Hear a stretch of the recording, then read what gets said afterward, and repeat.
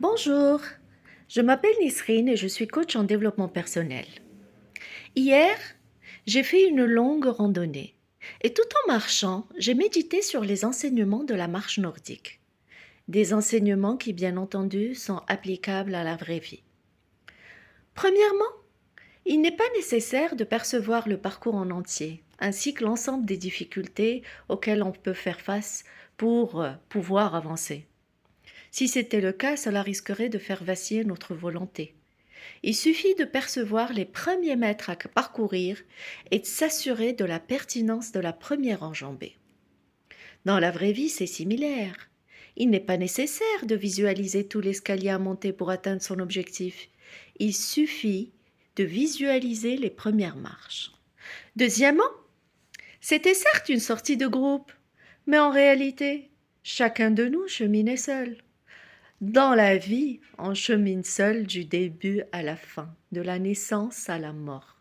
Et ce qui fait appel à notre responsabilité individuelle face aux décisions que nous prenons. Nous devons également développer des ressources à appeler en cas de besoin, améliorer nos compétences, travailler sur nous-mêmes, etc. Car nous sommes notre premier héros.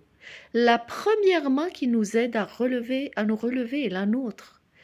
Et c'est-à-dire, même si la famille veut nous donner un coup de main, si on ne veut pas faire l'effort pour nous-mêmes, eh ben, c'est perdu. Tentez d'aider quelqu'un qui ne souhaite pas s'aider de lui-même et vous verrez que c'est une tâche impossible.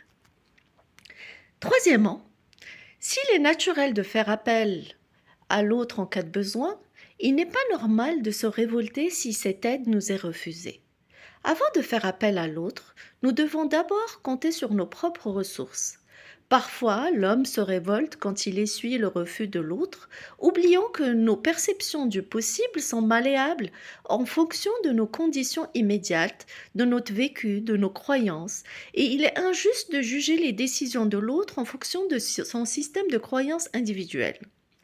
Autrement dit, si je demande de l'aide à quelqu'un, je dois accepter la réponse, qu'elle soit positive ou négative.